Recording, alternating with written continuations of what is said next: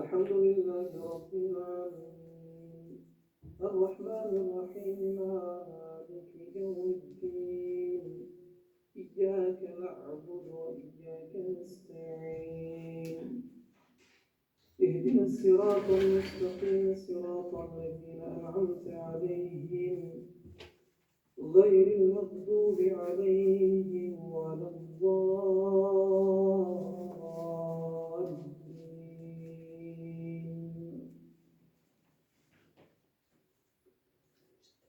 عما يتساءلون عن النبأ العظيم الذي هم فيه مختلفون كلا سيعلمون ثم كلا سيعلمون ألم نجعل الأرض مهادا والجبال أوتادا وخلقناكم أزواجا وجعلنا نومكم سباتا وجعلنا الليل لباسا وجعلنا النهار معاشا وبنينا فوقكم سبعا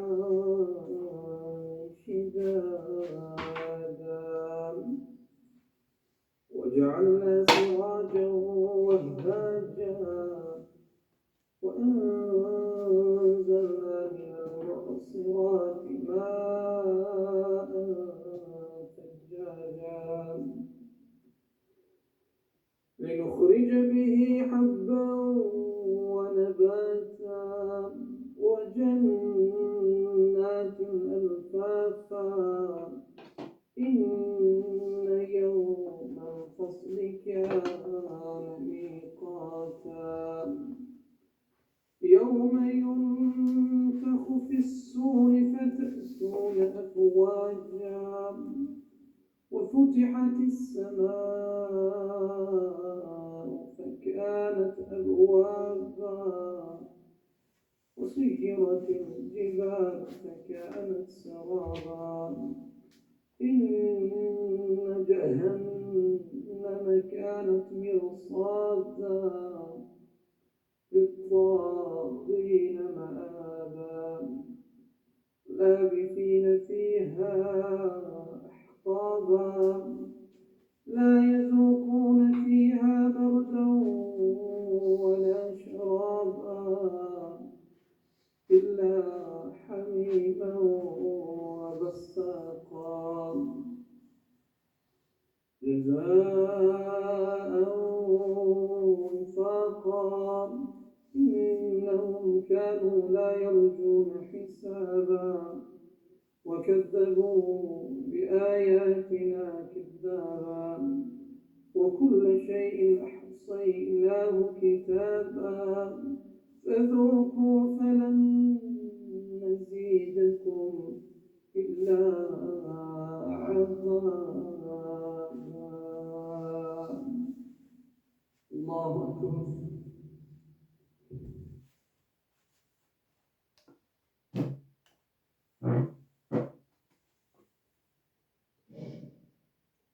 Allah shpëlbej. Tani kemi në shia e pasosur e Ramazanit.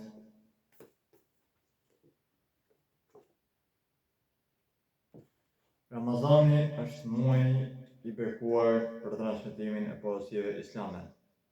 Thirrja në Islam dhe transmetimi i porosive islame ka qenë misioni i të gjithë pejgamberëve dhe të dërguarve të Allahut, të cilët dërguar ka qenë mësues dhe edukator. Të gjithë thanë u kanë transmetuar porosinë e Islamit dhe njerëzve u kanë thënë që ta adhurojnë vetëm Allahun për mundin e tyre. Ata nuk kanë kërkuar kurfar kompencimi e as falënderim. Allahu i lartësuar në Kur'an thotë: "Thirr në rrugën e Zotit tënd me mençuri dhe këshill të bukur." Dhe diskuton me Allah në mënyrë më të mirë. Me të vërtetë, Zoti yt i di më së miri ata që janë shmangur nga rruga e tij. E di më së miri ata që janë në rrugë të drejtë, nëse ndërshkoni aq sa janë ndërshkuar. Por nëse duroni, kjo është më e mirë rrugë për të durueshmit, prandaj duro. Durimi yt është vetëm me ndihmën e Allahut dhe mos u pikëllo për ta, vetëm mos u ngushto për shkak të drejtive të tyre. Vërtet Allahu është nga ata që e kanë frikë dhe që janë punë mirë. Allah i ka thënë pejgamberit të tij Muhamedit sallallahu alaihi wasallam, thuaj, kjo është rruga ime, të ftoj drejt Allahut me detyri të plotë dhe unë çdo kush që më pason mua, i përleftuar qoftë Allahu, unë nuk jam prej idhujtarëve.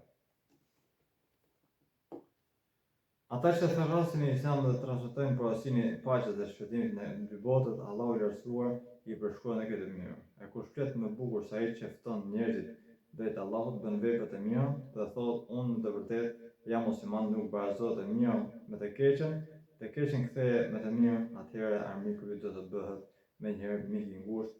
Ky virtyt dhurohet vetëm atyre që durojnë dhe vetëm atyre që kanë një fat të madh. Ekzistojnë 5 premisa për transmetimin e porosive islame, 5 mënyra se si të tërëzohet ajo dhe në fund 5 rezultatet të një veprimtarie të këtij tillë. 5 janë premisa ose parakushte për transmetimin e porosisë islame.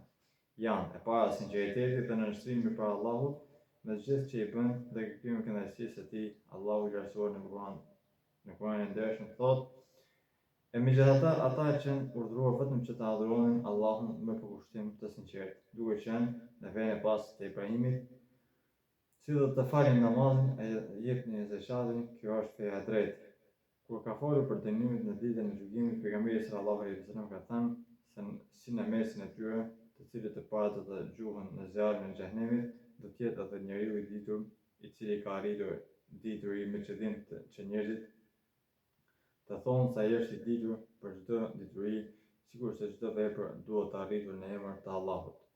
E dyta, secili që na transmeton porosinë e Islamit, ai duhet të praktikojë atë që thotë veprat e tij duhet të vërtetojnë atë që thotë dhe që u transmeton të tjerëve. Absolutisht është e papranueshme që njeriu të thotë diçka tjetër, ndërsa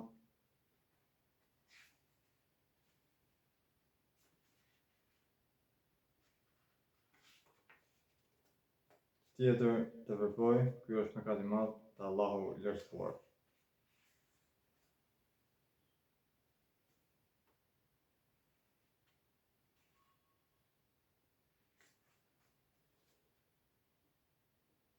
Për këtë Allahu në Kur'an thotë: "Vallë, a urdhëroj njerëzit që të bëjnë të mira, e vetëm po e harroni ju që lexoni shkrimet, a nuk arsyetoni, o besimtar, përse thoni atë që nuk e bëni, është shumë e urryer për Allahun të thonë atë që nuk e bëni. Vërtet Allahu i do atë që luftojnë në rrugën e tij të radhitur, si të ishin një ndërtesë solide."